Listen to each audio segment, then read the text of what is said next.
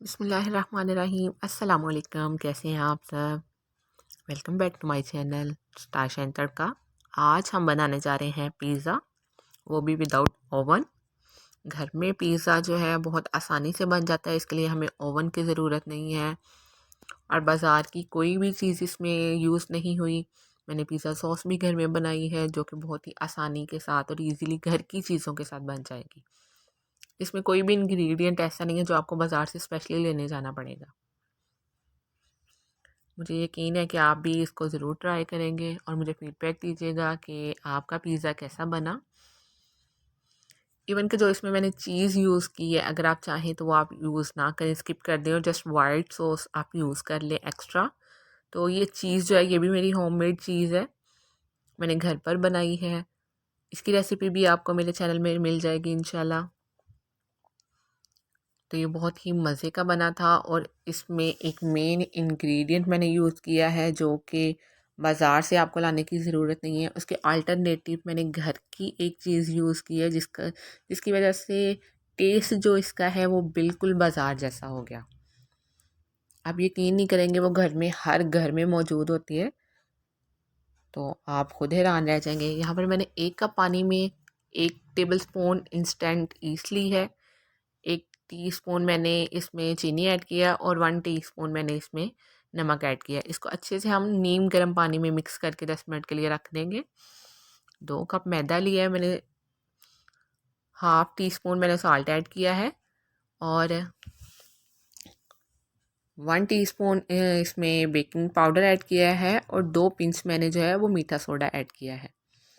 اب ہم نے جو ایسٹ گرم پانی میں مکس کر کے رکھی تھی اس کے ساتھ ہم میدا جو ہے وہ بیٹر جو ہے ہمارا اس کو گوندھ دیں گے۔ میں نے ویڈیو کو فارورڈنگ میں اس لیے ڈال دیا تاکہ ویڈیو لمبی نہ ہو اور آپ کو تمام سٹیپ جو ہیں وہ آپ کو پتہ چل جائے۔ اب میں نے 3 ٹیبل سپون آئل لیا ہے، میں نے یہ لاسٹ میں اس لیے لیا ہے تاکہ یہ جو بیٹر ہے اس کو گوندھنے میں آئل کے ساتھ آسانی ہوتی ہے، تو میں نے اس لیے اس کو لاسٹ میں ڈالا ہے۔ آپ اس کو 5 سے 7 منٹ کے لیے اچھی طرح گوندھ کر اس کو ہم جو ہے وہ نکال کر رکھ دیں گے۔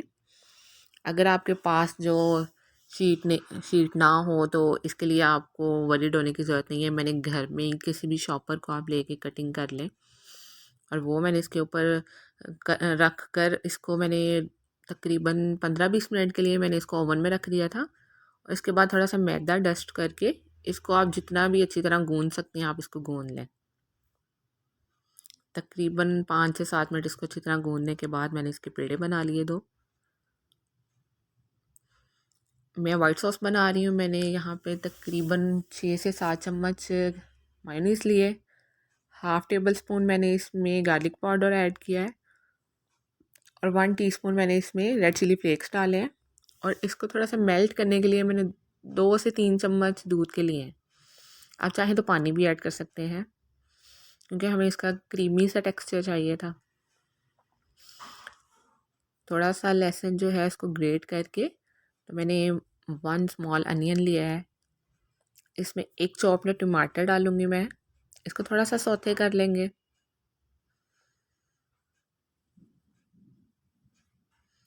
اب اس میں تھوڑی سی اسپائسیز جو ہیں وہ ایڈ کر دیں گے۔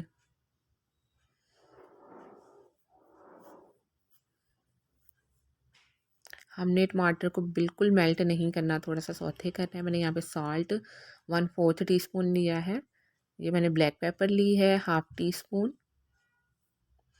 ریڈ چلی فلیکس لیے ہیں، دڑا مرچ جس کو ہم کہتے ہیں، یہ 1 ٹی اسپون میں نے اس میں ایڈ کیا ہے اور یہ ہے اسپیشل انگریڈینٹ، یہ میں نے لی ہے اجوائن۔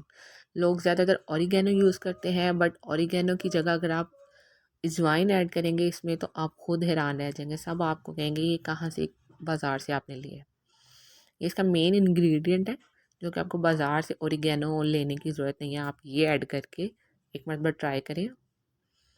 اس میں نے شملہ مرچ لاسٹ میں ایڈ کی ہے کیونکہ شملہ مرچ کو تھوڑا سا کرنچی رکھنا ہے، ہم نے اس کو سافٹ نہیں ہونے دینا۔ ہم شملہ مرچ ایڈ کر کے تقریباً 2 سے 3 منٹ کوک کریں گے جسٹ، تاکہ جو ہماری شملہ مرچ ہیں وہ سافٹ نہ ہو جائیں، وہ تھوڑی کرنچی پن ان میں رہے۔ میں نے تھوڑی سی اس میں تقریباً 4 سے 5 ٹیبل سپون میں نے اس میں کیچپ ایڈ کی ہے۔ اب چکن ہم میرینیٹ کر لیتے ہیں، چکن کو ریڈی کر لیتے ہیں. تھوڑا سا لہسن لے کے تقریباً 1 کپ کے قریب میں نے بون لیس چکن لیا ہے. اس کو جسٹ لہسن میں ابھی ہم اچھے سے کوک کریں گے.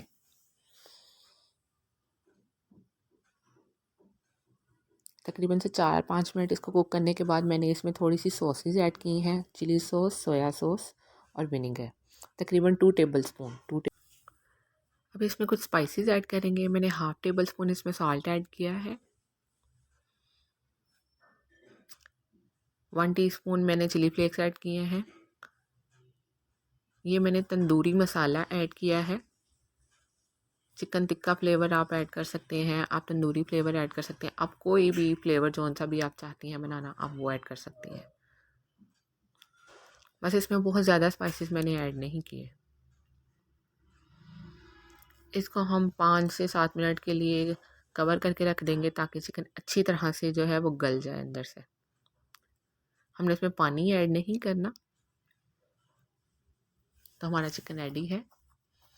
میرے پاس پیزا ٹرے اگر آپ کے پاس نہیں ہے تو میں نے یہ جسٹ اسٹیمر لیا ہے جس میں ہم رکھ کے اسٹیم کرتے ہیں. میں نے اسی کے اوپر ایک شاپر لے کے گھر کا وہ کٹنگ کر کے اس کی شیپ کا اوپر رکھ دیا ہے. دیکھیں اس کے اوپر ہم نے جو پیزا ڈو بنائی ہے اس کو بیل کے اس کے لیول کا ہم اس کو رکھ دیں گے. اور میں نے یہاں پہ فوک کے ساتھ تھوڑے سے جو ہے وہ فوک کے ساتھ ہم نے نشان لگائے ہیں تاکہ جو ہوا ہے وہ اندر نہ جمع ہو جائے. تھوڑی سی پیزا وائٹ سوس لگائیں گے. اب یہ پیزا سوس جو ہم نے ہوم میڈ بنائی ہے یہ بہت مزے کی بنی تھی. اس کے اوپر تھوڑی سی اور وائٹ سوس ایڈ کر دیں. اس کے بعد ہم اس پر تھوڑی سی چیز ڈالیں گے، آپ اپنی مرضی کے اکارڈنگلی ڈال لیں. یہ ہوم میڈ پیزا چیز ہے سوری. اس کی ریسیپی بھی بہت جلد انشاءاللہ آپ کو میرے چینل پہ مل جائے گی. اس کے بعد جو ہم نے چکن فرائی کیا تھا وہ چکن چنکس آپ ڈال دیں اس پر. آپ چاہیں تو تھوڑے بڑے بڑے چنکس بھی رکھ سکتے ہیں.